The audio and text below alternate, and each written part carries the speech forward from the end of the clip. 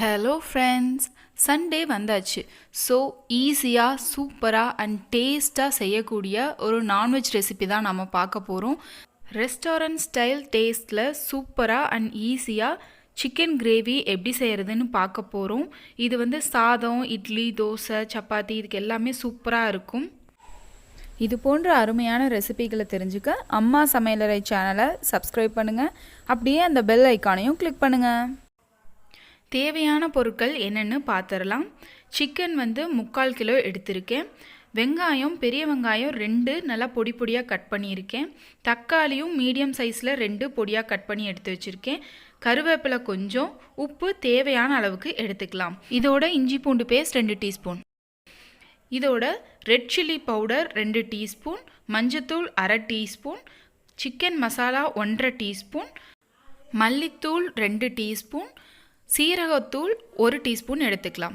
இப்போது கடாயை அடுப்பில் வச்சு நல்லா சூடானதுமே ஆயில் சேர்த்திக்க போகிறோம். இங்கே நான் நல்லெண்ணெய், ரீஃபைன் ஆயில் ரெண்டுமே சேர்த்திக்க போகிறேன். நல்லெண்ணெய் 3 டீஸ்பூன் எடுத்துக்கலாம். அதோட ரீஃபைன் ஆயில் 5 டீஸ்பூன் எடுத்துக்கலாம். ஆயில் நல்லா சேர்த்து தான் இந்த சிக்கன் நல்லா டேஸ்ட்டாக வரும். இப்போது எண்ணெய் நல்லா சூடாகணும். எண்ணெய் சூடானதுமே கடுகு 1/2 டீஸ்பூன் சேர்த்திக்கலாம். கடுகு நல்லா பொரிஞ்சு வரணும். கடுகு நல்லா பொரிஞ்சு வந்ததுமே கருவேப்பிலை ஒரு கொத்து எடுத்து வச்சுருக்கேன், அதையும் சேர்த்திக்கலாம். கருவேப்பிலை பொரிஞ்சு வந்ததும் பொடி பொடியாக நம்ம கட் பண்ணி வச்சுருக்கோம் இல்லையா 2 பெரிய வெங்காயம், அதை சேர்த்திக்கலாம். பெரிய வெங்காயம் நல்லா பொன்னிறமாக வர வரைக்கும் நல்லா வதக்கணும். நாம் சேர்த்துருக்க வெங்காயத்தோட கலர் நல்லா மாற வரைக்கும் வதக்கணும். இப்போ பாருங்கள், வெங்காயத்தோட கலர் நல்லாவே மாறி வந்திருக்கு.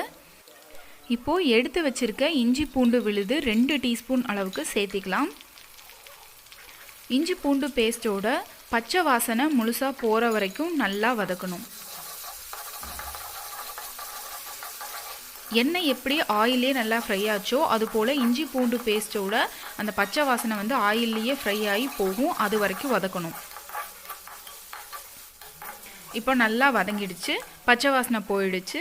இப்போது சிக்கன் 3/4 கிலோ எடுத்து வச்சுருக்கோம் இல்லையா, அதை 2 தடவை தண்ணியில் நல்லா வாஷ் பண்ணி க்ளீன் பண்ணி எடுத்து அதுக்கப்புறமா சேர்த்துக்கலாம்.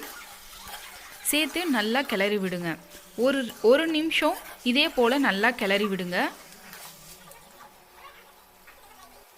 சிக்கன் நார்மலாகவே வேகும்போது தண்ணி விடும். அந்த 1 நிமிஷம் வேகும்போது லைட்டாக தண்ணி விட்டு வரும்.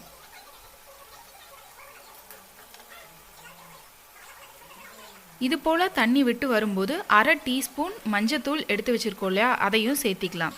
சேர்த்தி நல்லா மிக்ஸ் பண்ணி விட்டுக்கோங்க. இது போல் நல்லா கலந்து விட்டுக்கோங்க. சிக்கன் மஞ்சத்தூளில் நல்லா மிக்ஸ் ஆகணும். இப்போது நல்லா ஸ்லைஸாக கட் பண்ணி வச்சுருக்க 2 தக்காளியை சிக்கனோட சேர்த்திக்கலாம்.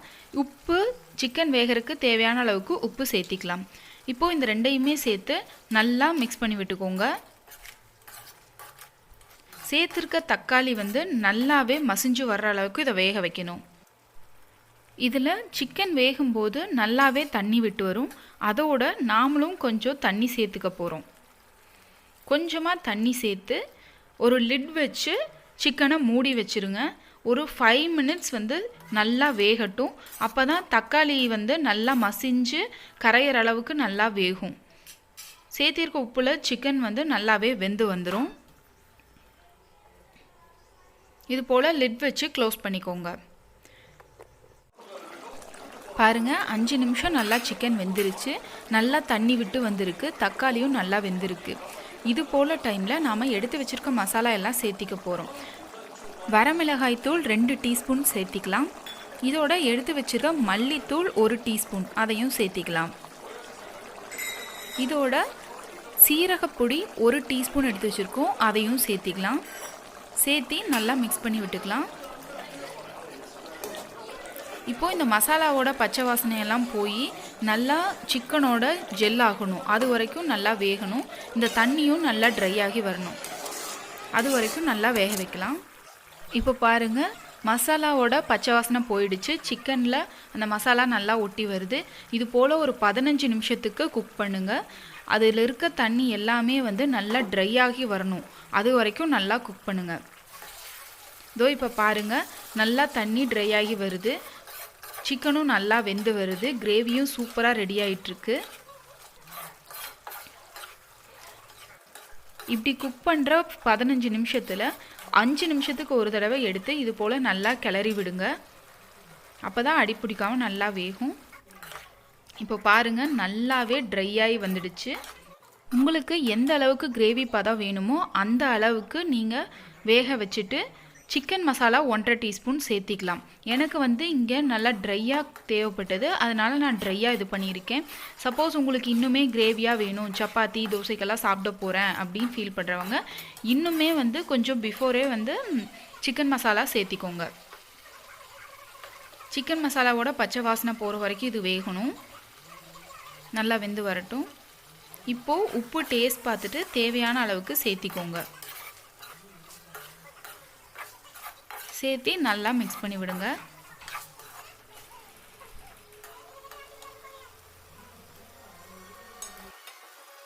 சிக்கன் மசாலா சேர்த்ததுலேருந்து ஒரு 3 மினிட்ஸ் நல்லா குக் ஆகி வரட்டும். வந்ததும் இதை வந்து எடுத்து சர்வ் பண்ணிக்கலாம். சப்போஸ் இந்த இது வந்து நல்லா ட்ரையாக வெந்ததுக்கப்புறம் இன்னும் கிரேவியாக வேணுங்கிறவங்க கொஞ்சம் தண்ணி ஆட் பண்ணிக்கலாம். இது போல் வீட்டில் செஞ்சு பாருங்கள், ரெஸ்டாரண்ட் ஸ்டைலில் ரொம்ப டேஸ்ட்டாக அண்ட் சூப்பராக இருக்கும். இங்கே நான் வந்து தக்காளி 2 தான் யூஸ் பண்ணேன். தக்காளியோட ஃப்ளேவர் பிடிக்கும் அப்படிங்கிறவங்க இன்னும் ஒன்று கூட சேர்த்து யூஸ் பண்ணிக்கோங்க. டேஸ்ட் சூப்பராக அருமையாக இருக்கும். இதை நீங்கள் கண்டிப்பாக வீட்டில் செஞ்சு சாப்பிட்டு பாருங்கள், குழந்தைங்க எல்லாத்துக்குமே ரொம்ப பிடிக்கும். ஒரு ரெஸ்டாரண்ட்டில் சாப்பிட்ட அந்த திருப்தியை இது கண்டிப்பாக கொடுக்கும். ஸோ இதை வீட்டில் செஞ்சு சாப்பிட்டு பார்த்து எப்படி இருக்குன்னு சொல்லுங்கள். இந்த வீடியோவை லைக் பண்ணுங்கள், நம்ம சேனலை சப்ஸ்கிரைப் பண்ண மறந்துடாதீங்க. நம்ம சேனலில் இருக்க மற்ற வீடியோக்களுக்கும் ரெசிபிகளுக்கும் இனிமேல் அப்லோட் பண்ண போகிற ரெசிபிகளுக்கும் உங்களோட ஆதரவை கொடுத்துட்டே இருங்க. தேங்க்யூ.